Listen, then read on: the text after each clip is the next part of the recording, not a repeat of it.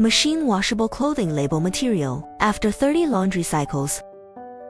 Today, we will know what happens to this machine washable clothing label material after 30 laundry cycles.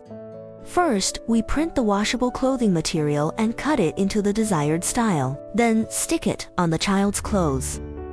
Let the labeled clothes sit for at least 24 hours.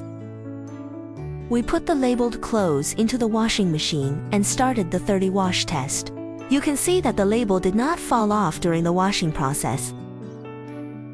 K2's label material supports machine washing and hand washing. Washing method will not affect its stickiness.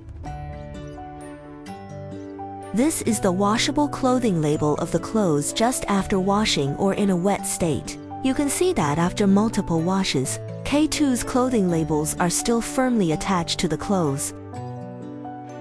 We are a machine washable label raw material manufacturer.